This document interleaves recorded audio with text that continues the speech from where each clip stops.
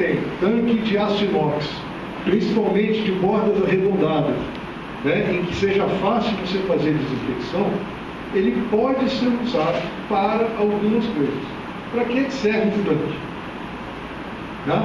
Principalmente para aquele paciente de rua que chega às vezes com um curativo extremamente sujo, o paciente está sujo, né, de higiene muito ruim, com a perna toda cheia de sujeira, às vezes até de barro, de asfalto, essas coisas assim.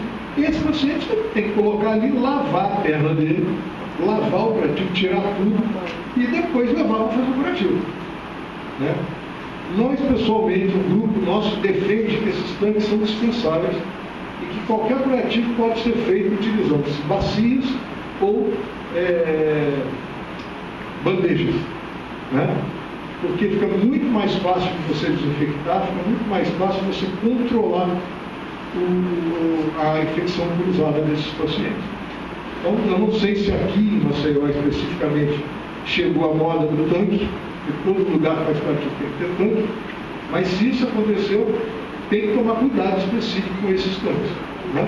Os tanques de azulejo, eles têm que ter uma desinfecção muito maior, um cuidado muito maior e principalmente ser usado só mesmo para lavar o paciente, lavar a perna do paciente em água corrente e depois fazer o curativo. Os pacientes que já fazem o curativo, a nossa orientação primária é que ele não molhe o curativo. Eu sei que muita gente já colocou na cabeça não sei se de vocês viram o curativo, mas quem lida já viu isso. Entra no banho, tira o curativo durante o banho, lava a ferida ali e depois faz o curativo. Nós contraindicamos que o paciente molhe o curativo em água corrente.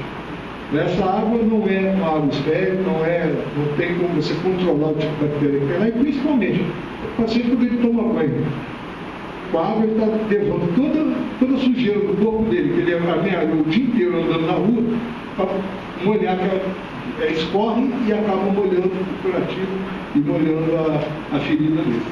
É muito mais lógico que ele não molhar, depois que ele sair do banho, ele tirar o curativo e lavar o curativo com soro fisiológico. Então a gente recomenda que a ferida tem que ser tratada com soro fisiológico, que é o meio mais adequado de você limpar esse curativo. Tá? Então, aqui quando se fala do tanque, é exatamente por isso. Como lá no Rio de Janeiro, era mais uma briga que a gente já tem que ter com a secretaria, falar para eles para não colocar tanque. Então era quase que uma obrigação colocar o tanque, todos os lugares. Essa não tem não, mas tem que desapropriar para depois. Tá? A gente passa para cá e depois todo mundo vai desapropriar. É porque essa não estava planejada, a gente não ia chegar a esses detalhes, né, com vocês. Tá? Então, esse tanque, né, depois de se fazer o atendimento, tem que lavar com água e sabão, enxaguar bem, secar, friccionar com álcool em 70%, para fazer uma desinfecção. É como você faz com as bacias de curativo. Você não precisa, as bacias de curativo, você não precisa ser estéreis. Até porque você não tem que ficar com a ferida encostada dentro da bacia. Mas ela tem que ser desinfectada. Essa desinfecção é lavar bem a bacia, limpar novamente 3 vezes com álcool 70 e essa bacia já pode ser usada em outro curativo. Tá? Bem limpa, bem desinfectada, ela pode ser usada em outro curativo. Então não há necessidade de bacias estéreis. Como não há necessidade, muito menos você não vai ter como esterilizar o tanque. Né? Esses tanques e essas bacias não são para a ferida ficar encostada ali dentro, é apenas um lugar onde você vai deixar escorrer o material. E você trata com desinfecção para que você não tenha muitos riscos ao manipular aquilo perto da ferida. Por acaso, um tanque de cerâmica tem que aplicar hipoclorito, lavar bem, e mesmo assim não adianta muito se ele é de cerâmica pura. Né? Mas se ele for de azulejo, aí é complicado. Tá? Porque o azulejo, né, nas juntas entre os azulejos, você faz verdadeiras colônias de bactérias ali. Então, o que é o material que você deve ter numa sala dessas curativas? Né? As pinças, cubas e bacias são importantíssimas, porque você, ao fazer o curativo, você vai ter que lavar a ferida e essa solução vai escorrer para dentro da cuba e da bacia. Ter sempre essas pinças, porque o ideal é que você manicure todo o material sempre com a pinça. Tá? Mas não deixando de usar a luva. É primordial para você. Se você tem a pinça adequada e tal, que você possa usar, você pode até usar um de procedimento se essa ferida não tem um risco muito grande de contaminação. Mas fora isso, você nunca faça nenhuma manipulação desses pacientes com ferida sem estar usando no mínimo uma luva de procedimento. Tá? Nunca faça. O material que vai ser levado à ferida é levado com uma pinça, preferencialmente. Tá? As soluções antissépticas que devem ser usadas, porque nós sugerimos sempre que, ao abrir o curativo, sempre seja feita uma degermação em volta do curativo. Você não faz a degermação da úlcera. Você não joga o PVPI, né? Que é o povidine, nunca dentro da úlcera. Né? Nem o clorexidine, que é um pouquinho menos agressivo, você também não joga dentro da úlcera, como não joga álcool dentro da úlcera. Você faz a desinfecção com o clorexidine ou até o povidine degermante, que é o sabão, em toda a pele em volta da úlcera. E lava com soro também. Tá? Mas é necessário que você tenha hipoclorito, ou 70%, para você cuidar do material e da pele do paciente. Né? Você tem que ter, na sala de curativo, material de proteção individual. Né? Luva de borracha, isso aí é para quem vai mexer, vai tirar o material de lá. Né? Você acabou de ter um curativo para tirar, você não está usando luvas de procedimento, que são mais caras, você tem as luvas de borracha, que são próprias para o indo para lá. Mas, de qualquer maneira, ao fazer curativos grandes, você nunca deve fazer sem avental, gorro, máscara, óculos de proteção, porque sempre espirra alguma coisa, pode espirrar no seu olho, você tem que estar protegido. Então, se você olhar isso, vai ver que na maioria dos lugares não é feito da maneira correta. Isso aí expõe quem está fazendo, né? E quando o profissional que está fazendo está exposto, ele também acaba expondo o paciente. Né?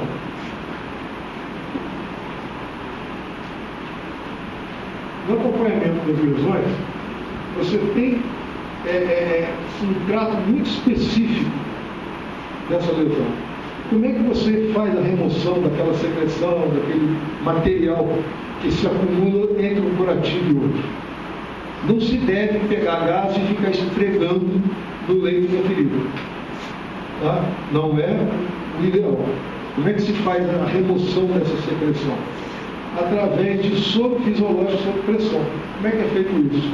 Você pode ter uma seringa com soro fisiológico, com uma agulha quebrada, e você injetando, você vai sair um jato que pode limpar, ou um auxiliar seu que tiver, pode estar até com essas embalagens de soro fisiológico de 250 ml, em que você pode colocar uma agulha rosa, né?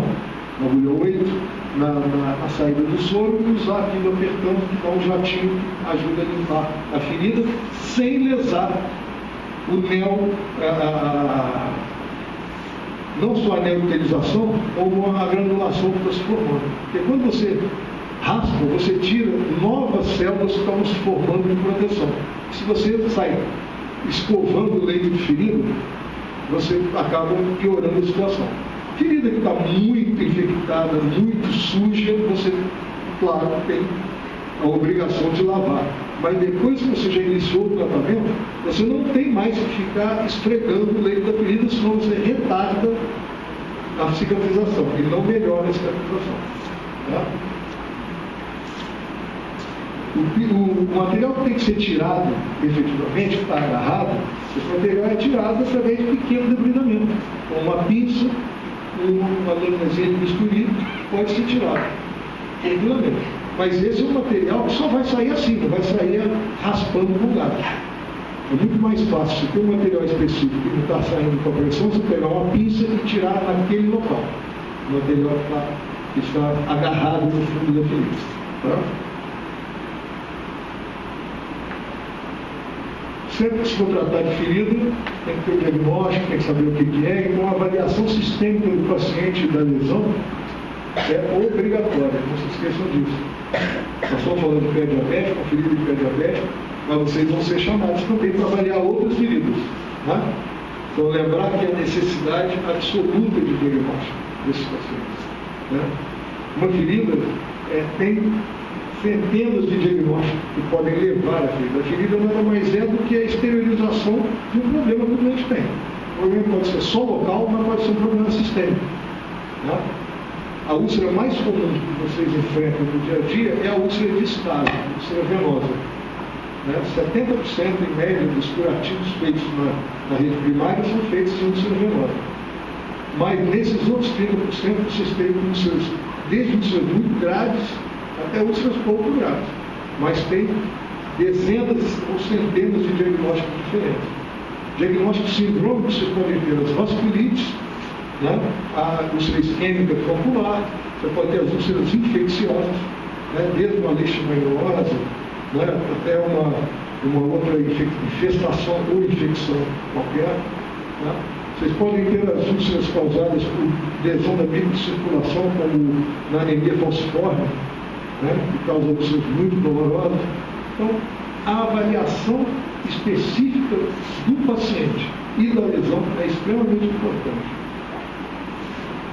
A limpeza da ferida, como nós dissemos, é feita com soro fisiológico. Não vai usar Covidine, não vai usar qualquer outro antisséptico local na leite da ferida. Tá? O debridamento do tecido desestabilizado necrótico é feito no local onde tem o material. Você vai tirar um pouco do tecido necrótico, tem que tirar daquela área. Toda a área granulada que tem em volta não deve sofrer com a sua tentativa de retirar aquele material necrótico ou aquela fibrina, aquele tecido desvitalizado que tem no local. A remoção do excesso de exudato, durante as suas ações, o tecido tem que ficar úmido, porque é o melhor meio da úlcera poder se desenvolver é o meio úmido, não é o meio molhado o tempo todo e com excesso de secreção. O excesso de secreção faz a pele em volta ficar macerada e facilita com que a úlcera aumente, não diminua. Facilita com que a infecção piore e não melhore. Oi?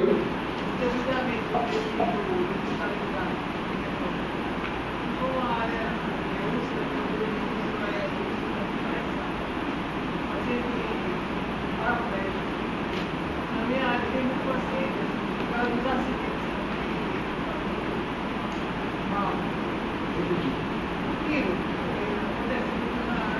Tá certo.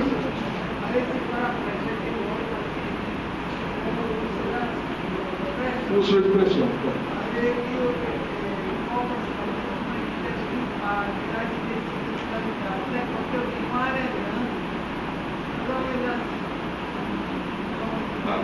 Qualquer tecido desvitalizado ele deve ser retirado. Pode ser tirado. Qualquer tecido desvitalizado pode ser tirado. Só se tem que avaliar o seguinte: até onde você vai em termos ambulatoriais. Né? Quando é uma extensão muito grande do tecido desvitalizado ou muito profundo, é melhor não fazer no ambulatório. Esse paciente tem que ser levado para o centro cirúrgico, porque você pode ter que aprofundar muito e ficar dolorosa. Porque a retirada do tecido necrótico, ela não dói para o paciente. Aquele tecido que já necrosou, que já morreu, você vai tirar, ele não vai sentir. Mas se você tiver que aprofundar muito, tiver em locais um pouco acessíveis, então você não vai conseguir fazer esse debridamento direito. Então, o bom senso nessa hora, eu sei que é uma coisa difícil a gente falar em medicina, é bom senso, né? Porque que bom senso é esse? Até onde? Então, se você tiver dúvida sobre a quantidade que está, se você achar muito, não faça. Se for uma coisa mais superficial, faça. Tire, porque você vai evitar o paciente. É difícil, às vezes, você conseguir uma internação para poder debridar uma escala, é meio complicado. Mas...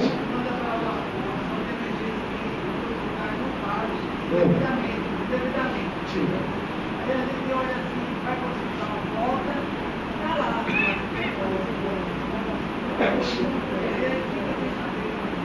O certo é tirar. Se você puder, se tiver dentro do seu alcance, nem que você vá tirando devagar a cada dia, a cada curativo você tira um pouquinho mais, deve fazer. Porque se não tirar, você vai prolongar demais a recuperação da ferida. Porque você pode estar certo o seguinte: o local que tem o tecido necrosado ou tecido desvitalizado, né, aquele local ele só vai iniciar a remodelagem, só vai iniciar a granulação, só vai iniciar a cicatrização efetiva depois que ele eliminar todo o tecido necrótico. Não tem como você falar que uma ferida vai fechar em cima de tecido necrótico. Ela não fecha. Ela não fecha porque o tecido necrótico gera infecção, gera exudado. Se você, tanto é que se você até forçar a barra, digamos que seja um lugar onde você consegue suturar, você suturar por cima daquele tecido necrótico, você vai criar um abscesso e vai acabar tendo problema. Então, se você conseguir tirar o tecido necrótico, diminuindo o trabalho do organismo, ele vai acabar eliminando aquilo. Desde que novos tecidos, o grande problema da escada é que você tira um pouco hoje, amanhã volta a necrosar de novo, porque o paciente continua deitado em cima daquela área, com o peso em cima dele.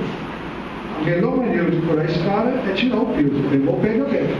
Se você não tirar a pressão, o pé diabético nada é, mas é com uma úlcera de pressão na ponta do pé. Tem que tirar, sempre possível, o tecido necrosado. Você no bisturi, você não tira tudo. Então, o restante, o próprio organismo, com um debridamento autolítico, né, ele mesmo promove a saída daquela secreção. Se você não tiver um ambiente adequado para ele. O que é esse ambiente adequado? Um ambiente úmido, sem agressão, o próprio organismo reage. Manter o tecido visceral úmido. Manter o úmido.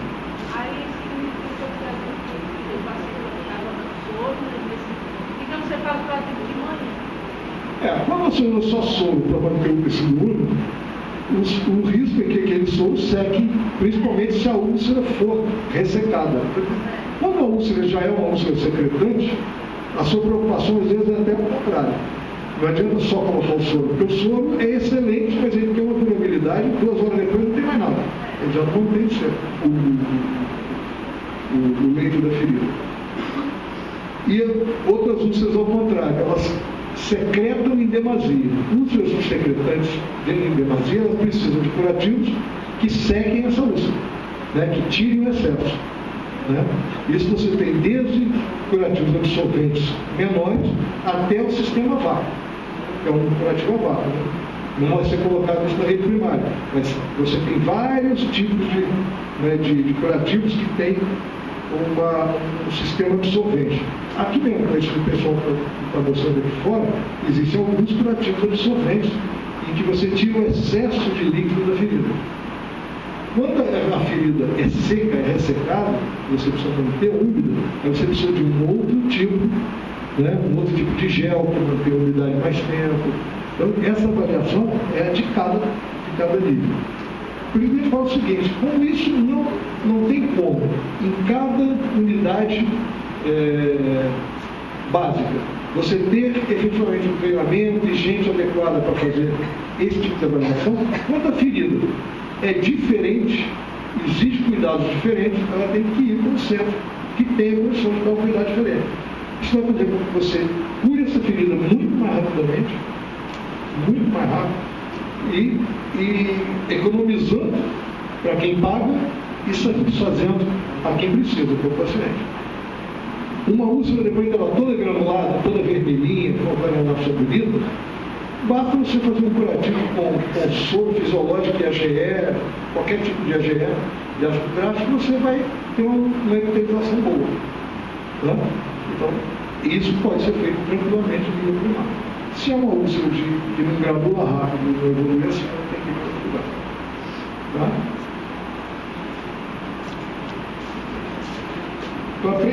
Mas a prevenção, o diagnóstico precoce, o tratamento da infecção tem que estar sempre na cabeça da gente. Né? Se está infectado, se você não der antibiótico, ela não vai sarar. Tá? Soluções utilizadas na atenção primária não devem passar muito disso aqui, né? E algumas não devem nem ser usadas. A gente citou aqui o que normalmente tem, né? Água oxigenada hoje a gente não usa. Água oxigenada agride demais a ferida para você usar. Ela serve muito para você limpar sangue seco em volta da ferida e tal, mas para você usar dentro da ferida, não é usada mais. A solução salina é usada para poder lavar a ferida. O Cloexidina degermante e o Covidina degermante, eles são usados para fazer a limpeza da pele em volta da ferida, a degermação da pele. Tá? Normalmente, o que se dispõe dentro das unidades, ou é a colagenase, e a sulfadiazina, ou como agora, em alguns lugares, vocês têm papaína. A papaína é um bom debridante, que só deve ser usado em úlceras que ainda precisam de limpeza, assim como a colagenase. Só que precisa de limpeza. A sulfadiazina de prata deve ser usada em úlceras que têm algum nível de colonização ou de infecção superficial.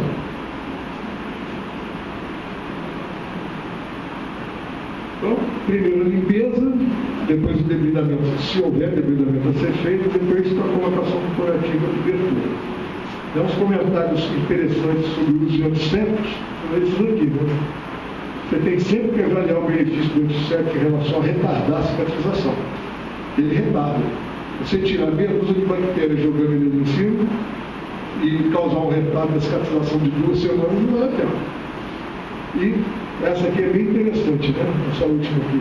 Antes de aplicar uma solução antisséptica na ferida, teste primeiro em seus olhos. Se você gostar, você joga na ferida. Né? Se você gostar do Cloexidina no olho, do Covidina no olho, do álcool 70 no olho, ótimo, então você está autorizado a jogar na ferida. Tá bom?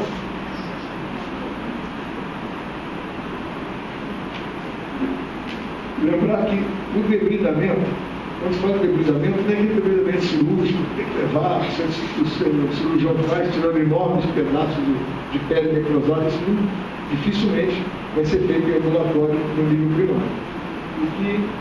Mas os pequenos áreas necrosadas, um pedacinho de tendão, um pouco de tecido fibrinoso que ficou no fundo da lesão, que você puder remover com uma pinça e tirar aquilo, você vai estar acelerando o processo de cicatrização. Você está economizando tempo no organismo para poder tratar da granulação, enquanto sem precisar se preocupar com o debridamento autolítico. Né? Isso você pode usar o debridamento autolítico, é próprio do organismo, mas de qualquer maneira você pode usar algumas substâncias que facilitam isso. Né? As enzimas naturais são as enzimas do próprio organismo. Então você dá apenas condições para o corpo reagir. O debridamento enzimático usa substâncias que agem diretamente degradando aquele material que está necrosado.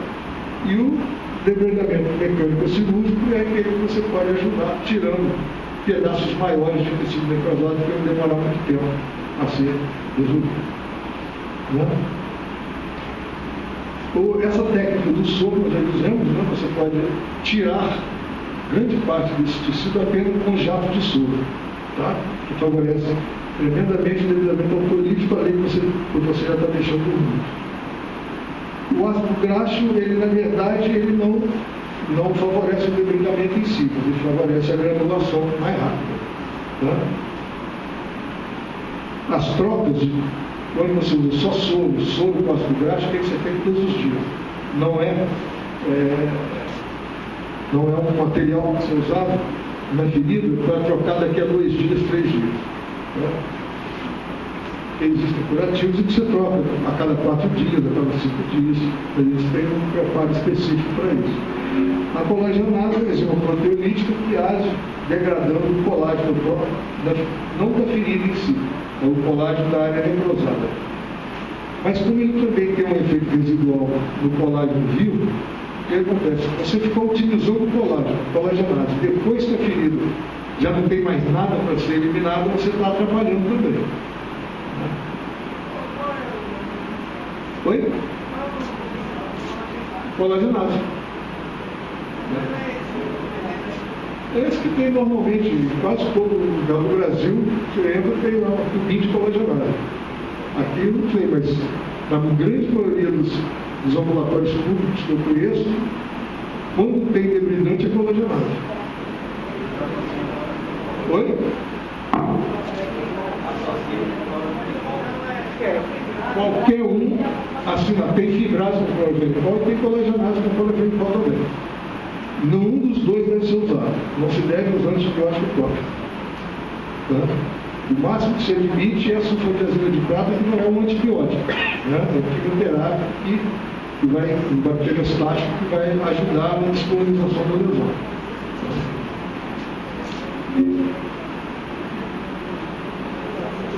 A fibrinolisina tem a fibrase, tá?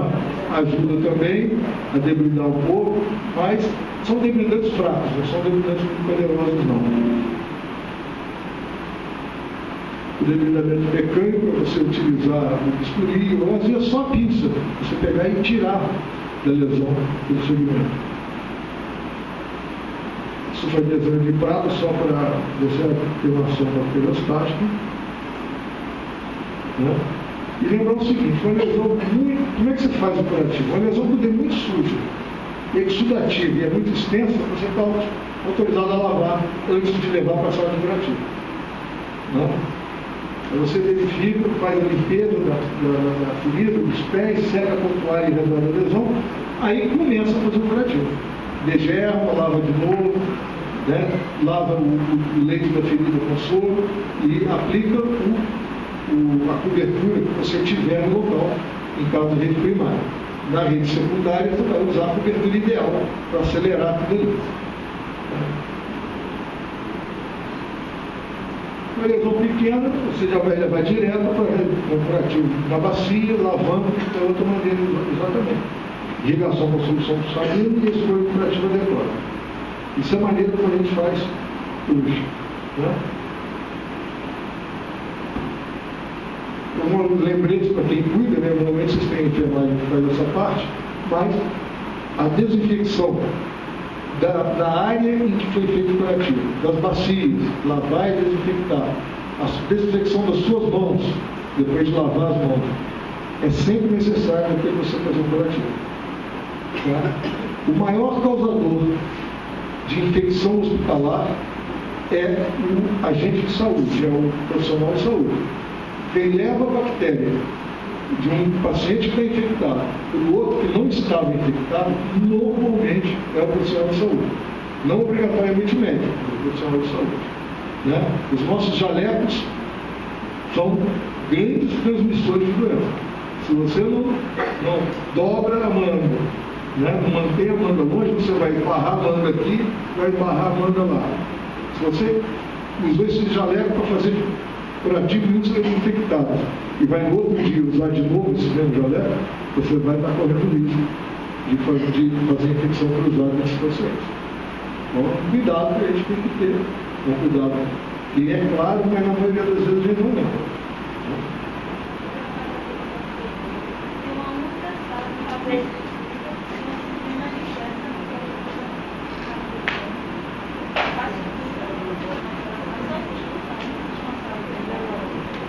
O tempo foi mostrando o seguinte, né? É perigoso quando